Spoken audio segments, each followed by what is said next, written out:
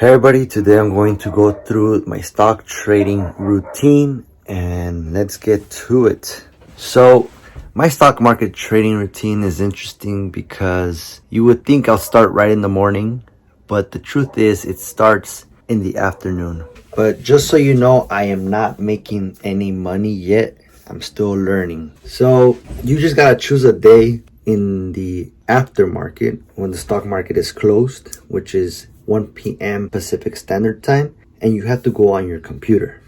Obviously, you need a brokerage account. To open one, it's very basic. You need your social, you need a bank account, and other financial information like your income and stuff like that. And I think you have to be 18, I'm not sure. But a quick session on how to open a brokerage account. You just go open a brokerage account. Okay, no, seriously, you choose from a wide variety of brokerages. You have Robinhood, you have Webull, you have TD Ameritrade, and my favorite one is all three of them. I have all three of them, and they all pretty much do the same thing. You could do options and stocks on Robinhood, Webull, and TD Ameritrade. TD Ameritrade also has Forex. They have futures, but just choose the one you want. You kind of need to know what is the thing you want to do. For instance, do you just want to trade long term? You don't have enough time, you have work to do, and if you're working a lot, you probably don't have time to do a lot of research, so you just go based on your favorite stocks. And if you're investing, you got to make sure your favorite stocks are actually good and reputable and have profits, because at the end of the day, if you're investing for the long term, it's pretty much your retirement money. You're not going to be using it now. You're going to be using it when you're 60. But if you want to make the stock market a career, you basically have to day trade or scalp, where you're pretty much on the computer almost all day. Maybe one day you get really good at it and you don't have to trade all day.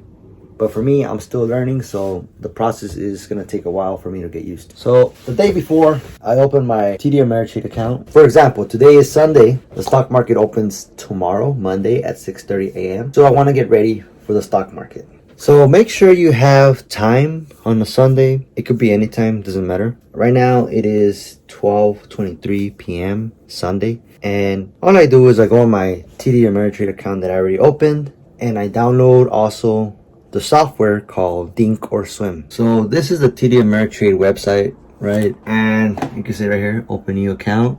And the one you want to do is most common, individual account, right? Open individual account. So when you open an individual account, type in all this information: first name, middle name, last name, phone number, blah, blah, blah, blah, right? Then they ask you a couple more questions. So an individual account is what you open for trading. You also have Roth IRA, but that's for retirement, basically. Then you want to type in download Think or Swim. So this is a download Think or Swim. So you start, download. I already have it downloaded. It's this icon right here, and I already have it open right here. And so now I go to my watch list. Obviously, before you start, you kind of have to set up how you want your thing to look.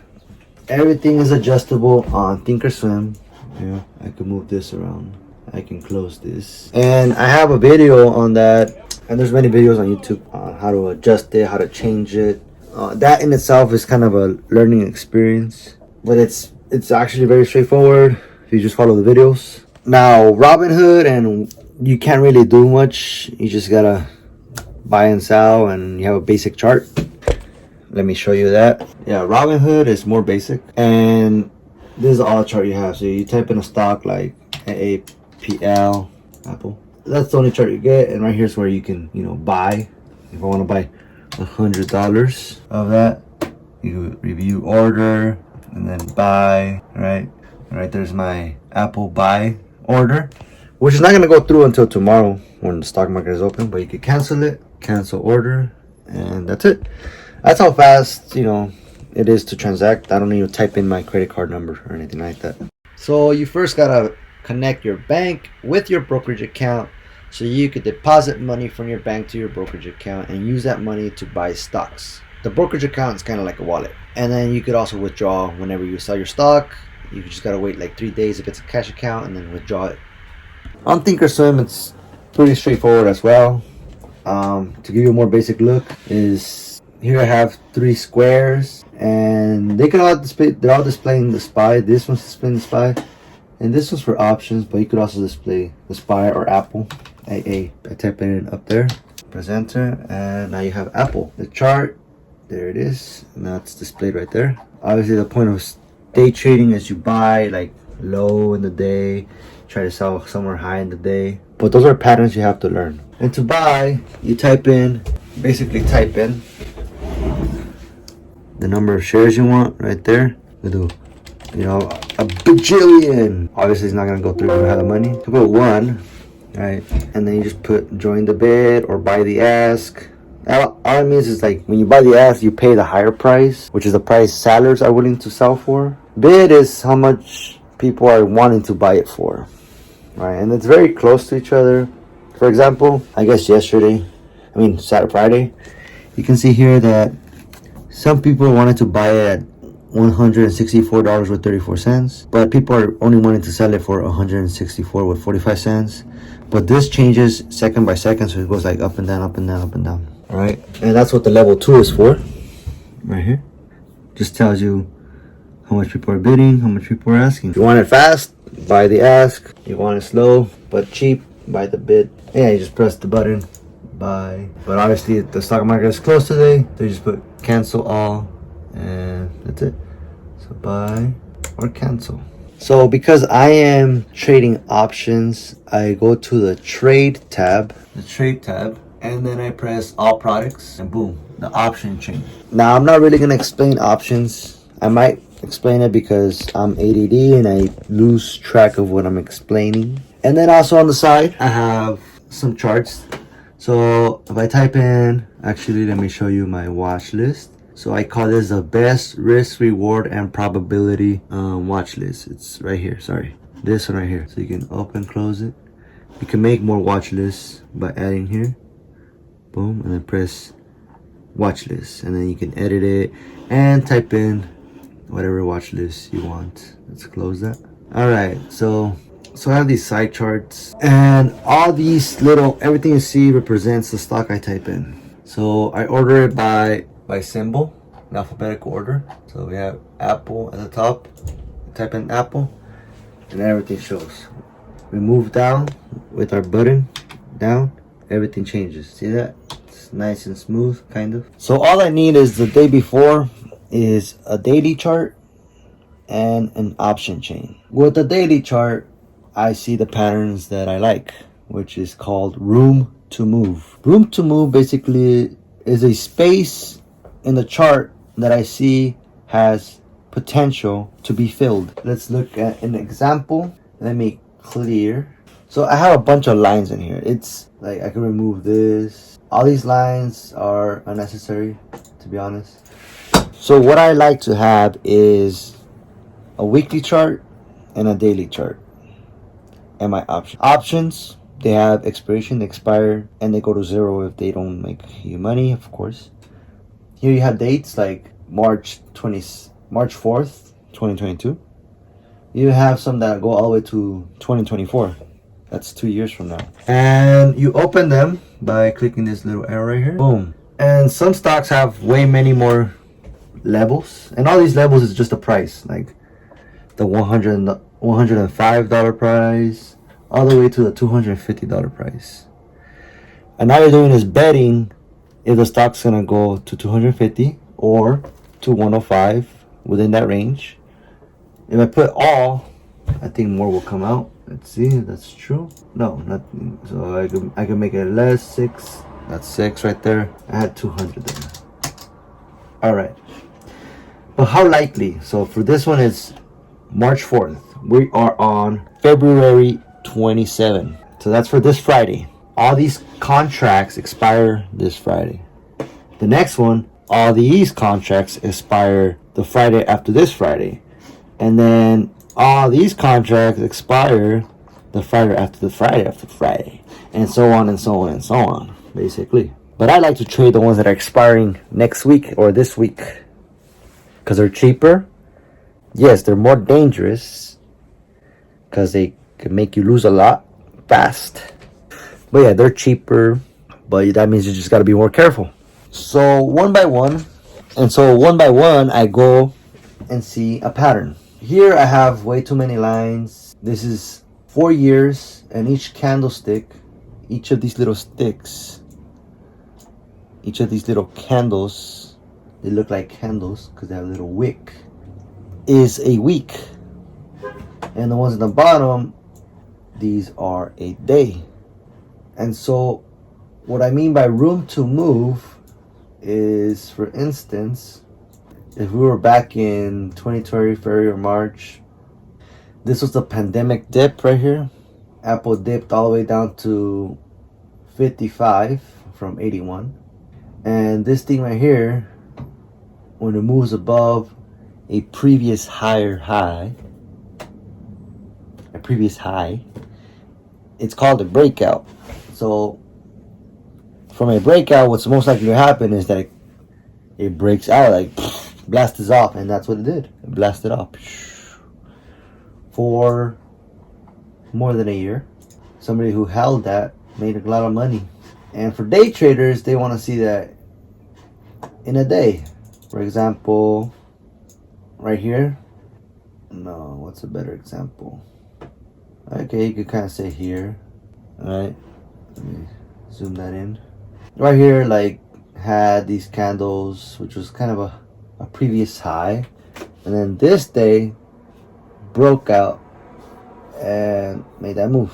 And scalpers take advantage of this small move using options or a large amount of stock.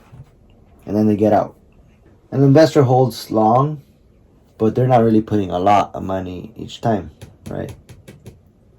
And so I do that with every stock, Airbnb, all the way to Upstart, you know. But aside from the technical, I also make sure that that move is affordable. So I do not have many on watch because they're all kind of weird in a way. Not a lot of potential. Now these charts may look confusing, but it's just moving averages, all these lines. This is just the volume, and then this volume profile. They're really not that necessary, but kind of helps. To me, volume profile, it's like whenever the price moves towards like these little valleys in the volume profile, they kind of do reach it. If the stock was to go below this area right here, it would essentially move down to this valley. And this valley is 62. If it breaks below 74, it's likely to go to 62. When will that happen? I don't know if it's gonna happen. Or if it goes below, well, it's actually, yeah. Right here it's very complicated. So I'm not really too excited about upcoming weeks because I don't know what's gonna happen. On the daily chart, I see a little bit more possibility. I zoom in, zoom out. Like this is the 1 year, 1 day. And I kind of make myself a little bit more room by expanding it. And for example, if for some reason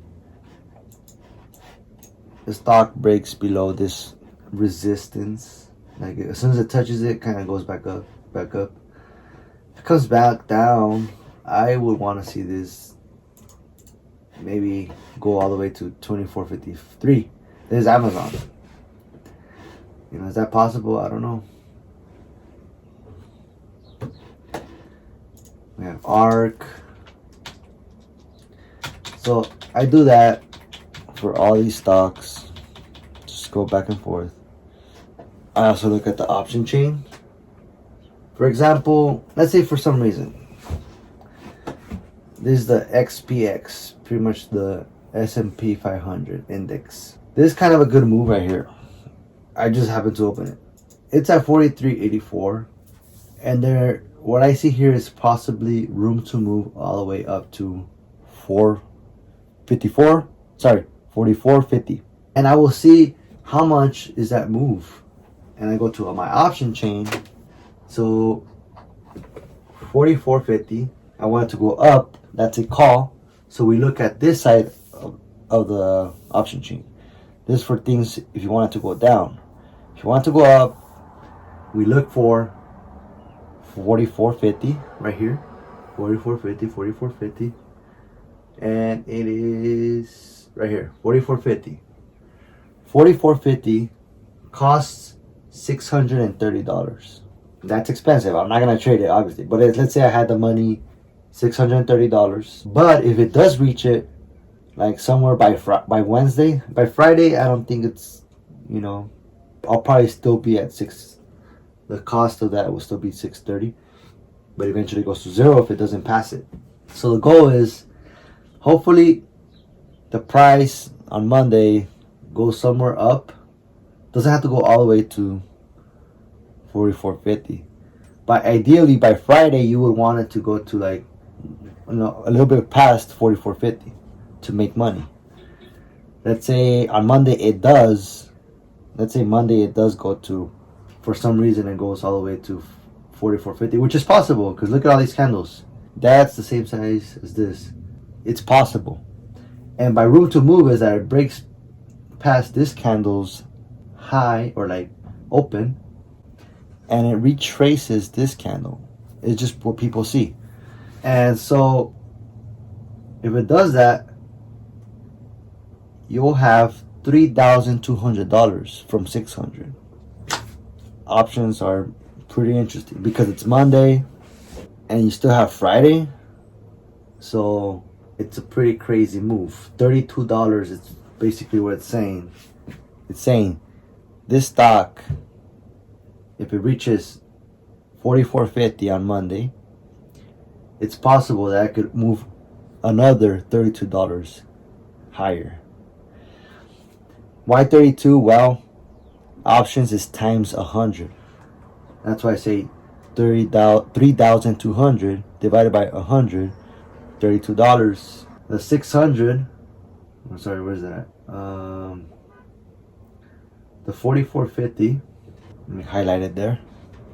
The 44.50 costs $630 because the market makers, the people that are involved in pricing this, or people who sell the options, are saying that, hey, if it does reach 44.50, it could still move another $6 higher, because 630 times, divided by 100 is 630. It always says the smaller number. For example, here says $6.30, but it's actually 630. You cannot buy $6.30 for this option. Like, you always pay times 100.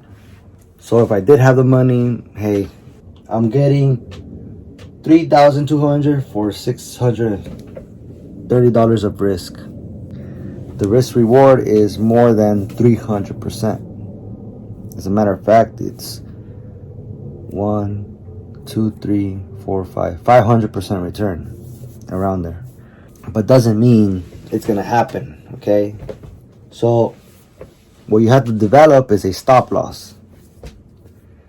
And so once I accumulated a bunch of things I want to look at, that's something I like. But something cheaper is the SPY. Let's go to SPY. By the SPY, basically the XPX, but smaller. Got that same similar line.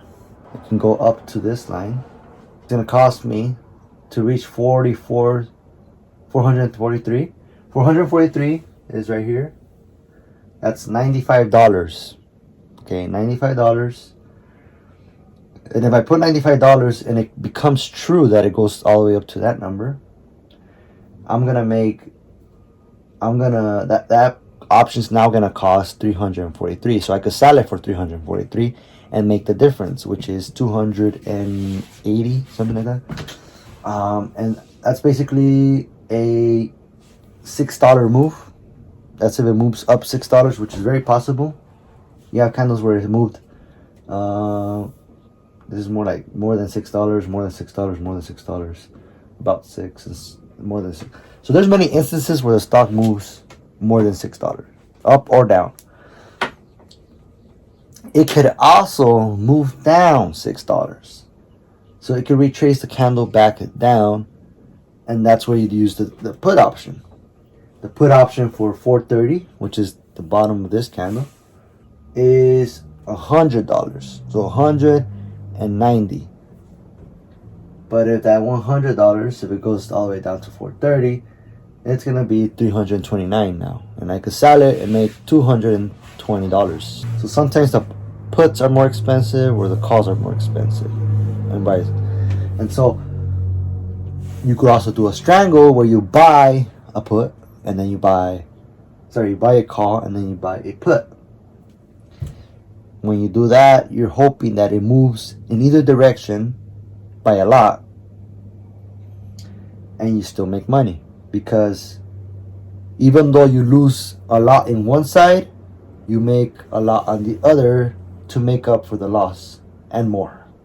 In this case, you put $100 on this and $100 on that, and then on one of them you make $300, on one of them you lose $100.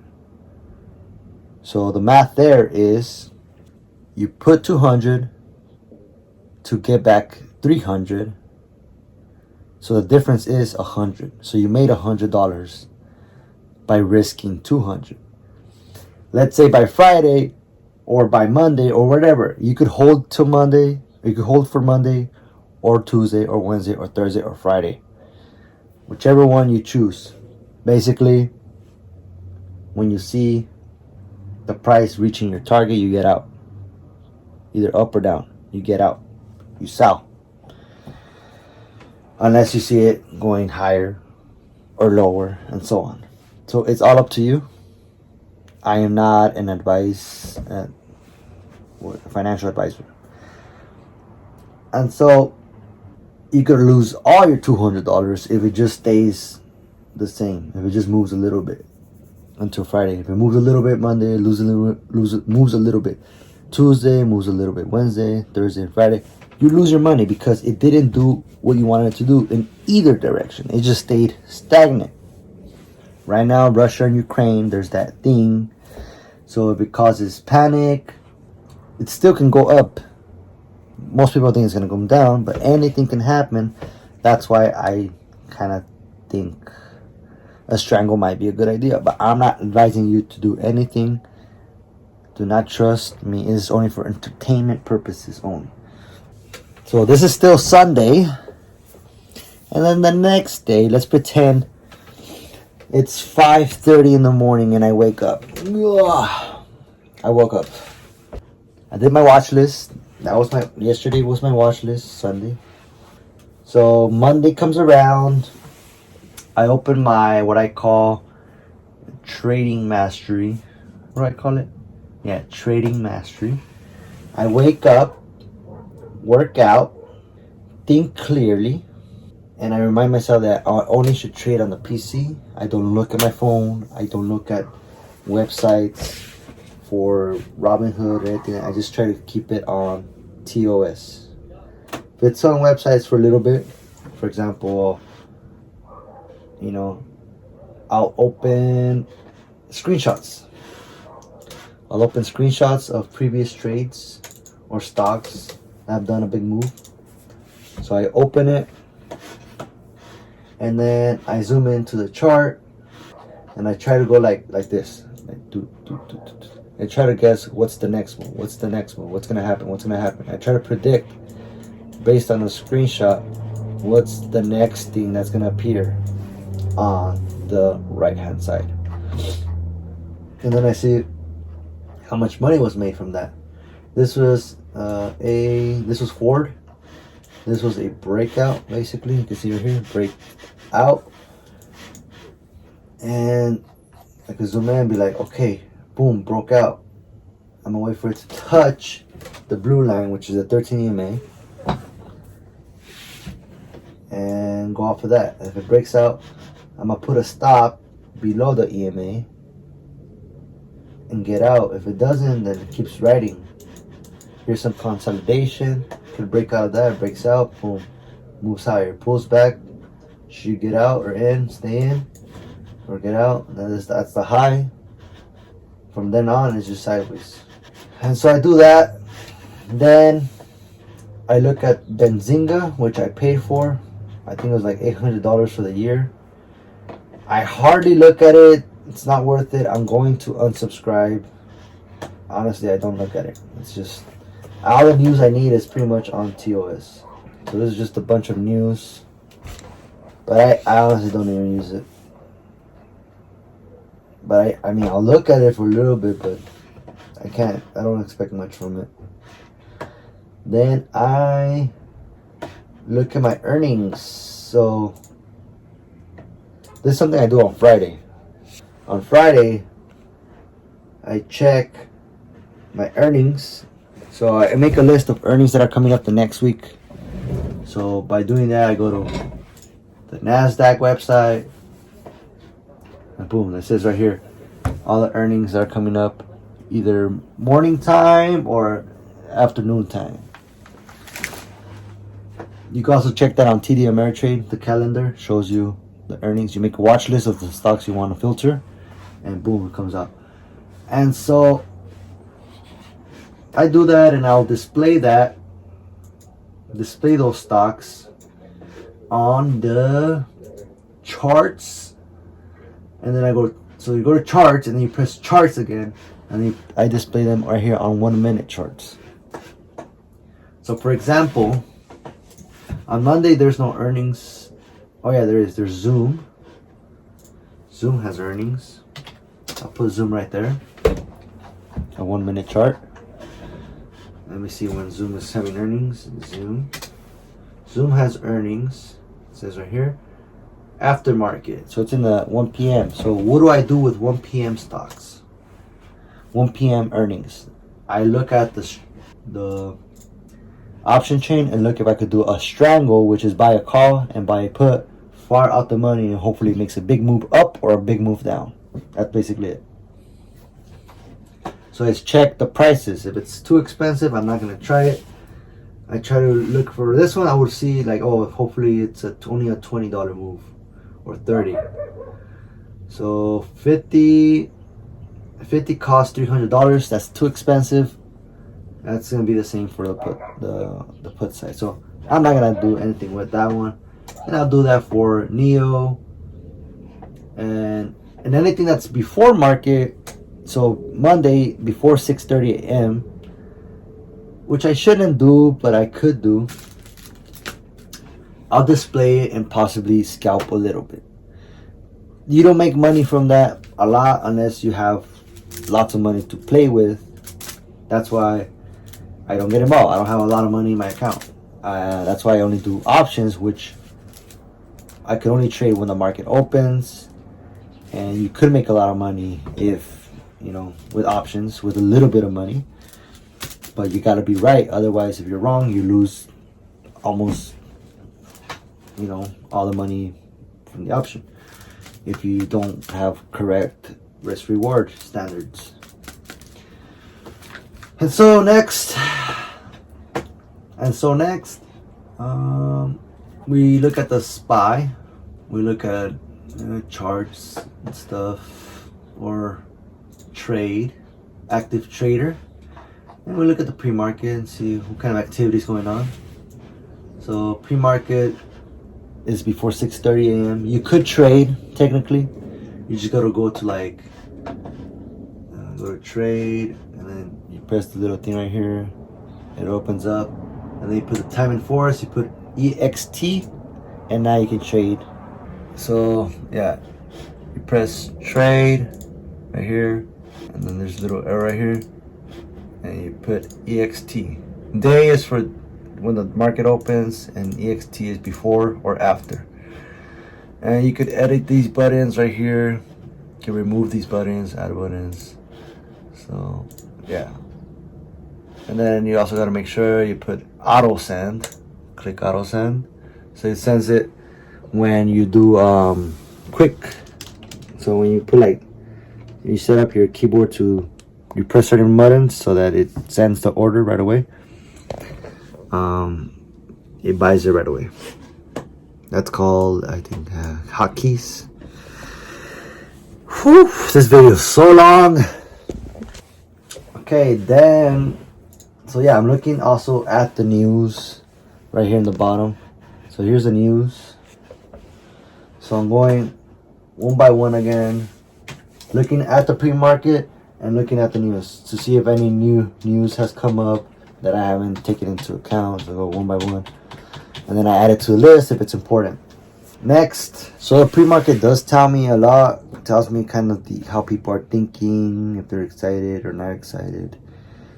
And you want to draw lines. For example, the SPY, which we just covered, has those lines that I drew. Let me zoom in. Has these lines that I drew. Let me zoom in a little bit more. And more. So I'll say that's a critical level line. And if I see it going up, I'll probably buy a call and scalp it. If I see it going down, probably buy a put and scalp it. But anything can happen. I can't tell you what to do. Nobody can tell me what to do. I have to learn myself.